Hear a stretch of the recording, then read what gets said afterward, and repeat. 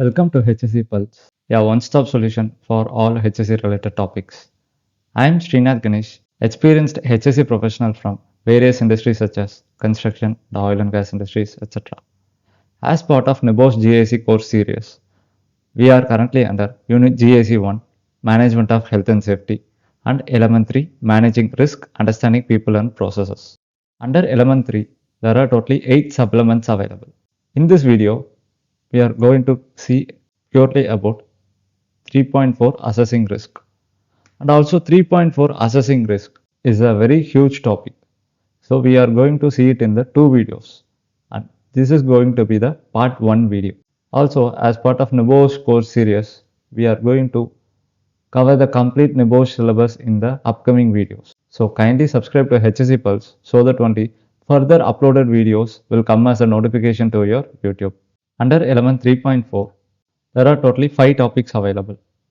So as this is going to be a lengthy topic, so we are, as I have told earlier, this is the part 1 video. In this part 1 video, we are going to cover about introduction to keywords and phrases, risk profiling, and the purpose of risk assessment. And the subsequent 2 topics will be covered in the part 2 video. Introduction to keywords and phrases.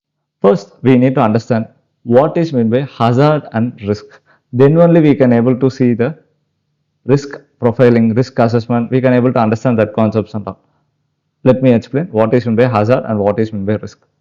Hazard is something that has the potential to cause injury or harm to the person involved.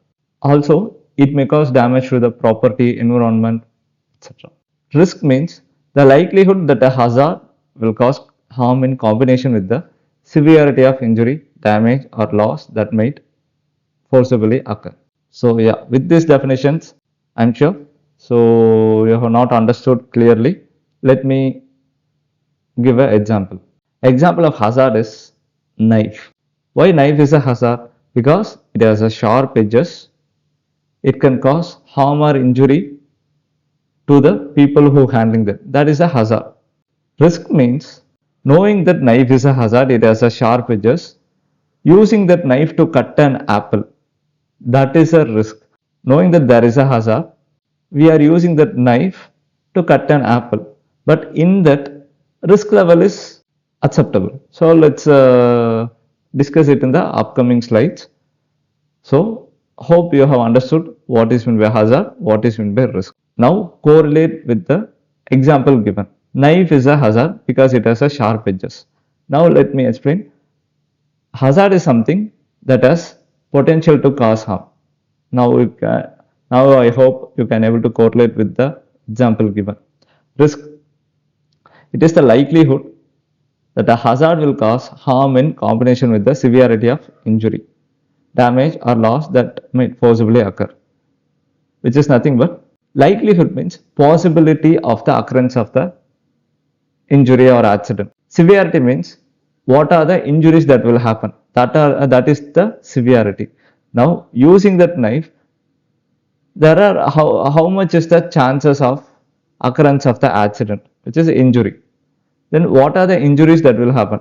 That is the severity. So risk is the combination of likelihood and severity. There are different types of incidents. Unsafe condition, unsafe act, near miss and accident. Unsafe condition. Unsafe condition exists usually in the equipment or environment, whatever it is, apart from the people. That is called as unsafe condition.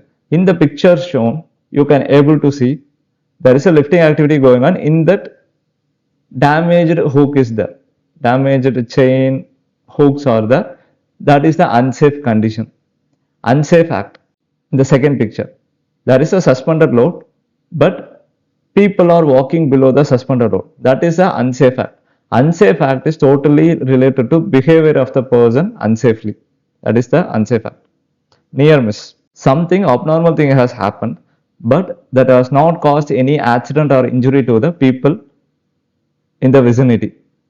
That is called as near miss. In the picture shown, you can able to see load has been dropped from the height, but nothing has occurred to the person involved in the vicinity, such as injury or harm, anything. Accident. something abnormal thing has happened that has also caused injury or harm to the person involved, that is called as accident. In the picture shown, there is a suspended load that has also caused harm or injury to the persons under the dropped load. Hope you have understood all the four types of incidents. Risk profiling. Risk profiling is the management related concept.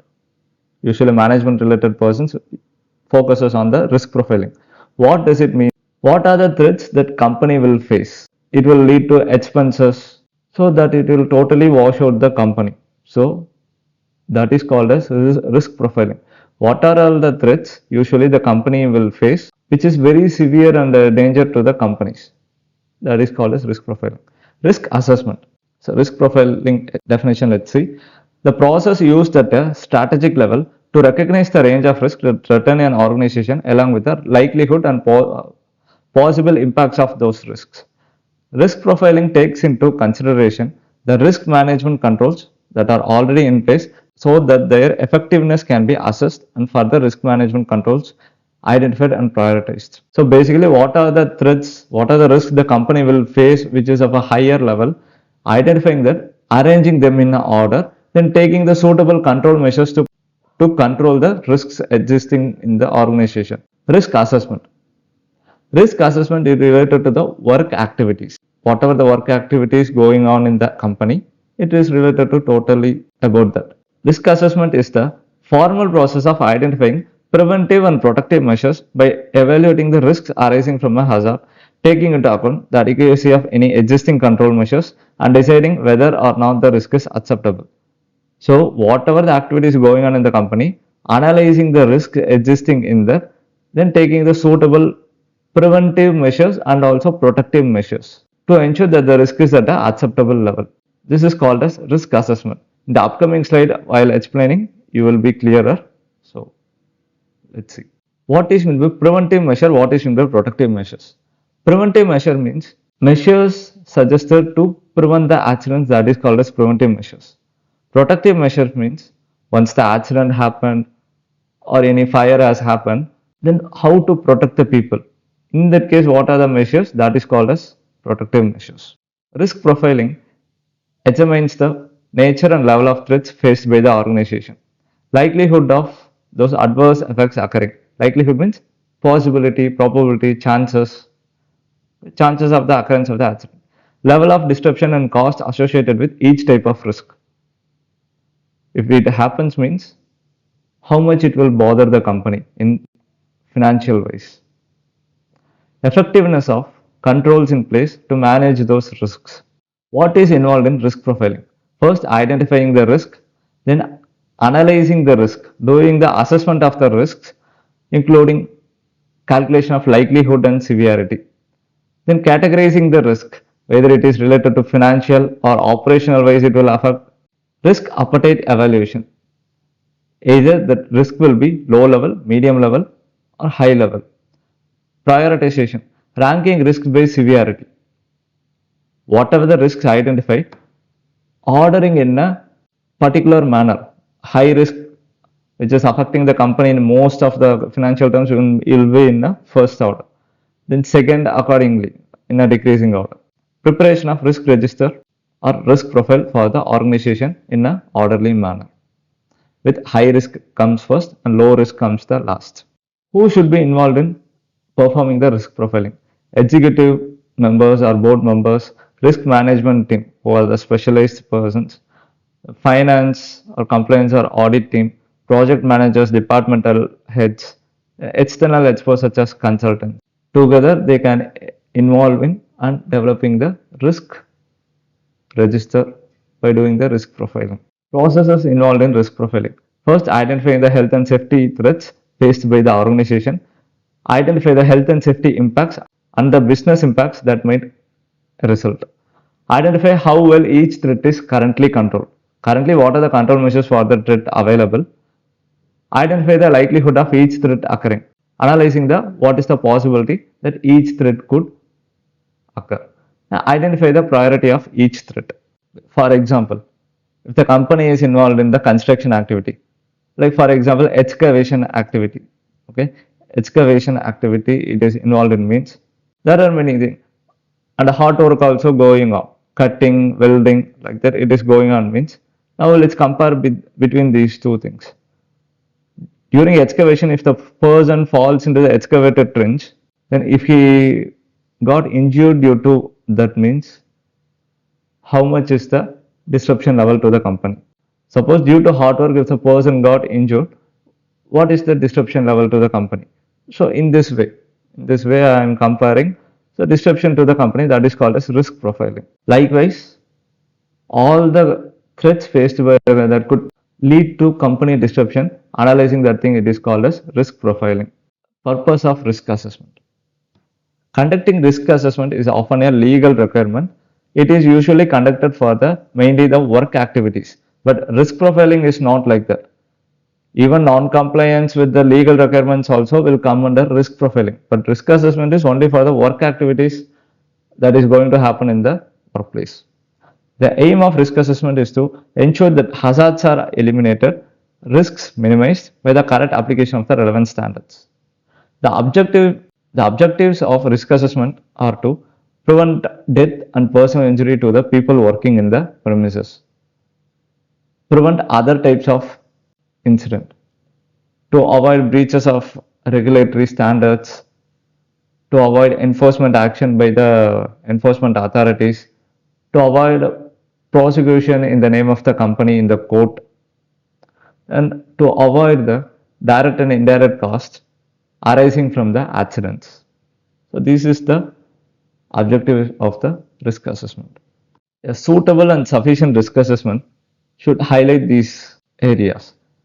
Significant risks involved in the work, who are all the persons who will be affected due to that work, what are the existing control measures available, then what are the additional control measures that is required, recommending that one. Be appropriate to the nature of the work and remain valid for a reasonable period of time. Usually what happens is, one company is there, 5 projects currently they are working in. What they usually do is, risk assessment will be common for the 5 projects. Only the client name, company name, project name, only these details only changing and submitting it. So that is not a suitable and sufficient risk assessment. With respect to each project, what is the scope, what are the work, what are the hazards, risks involved, need to be relevant to the work activities. So properly it should be done. That is the requirement of the risk assessment.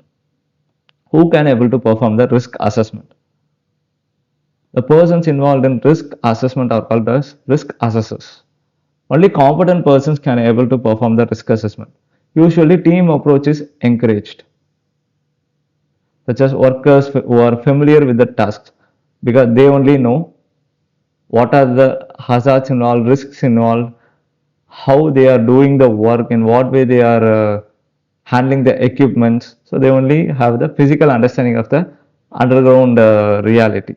Health and safety specialists, technical specialists such as engineers, then line managers. So by team approach, we approach the risk assessment.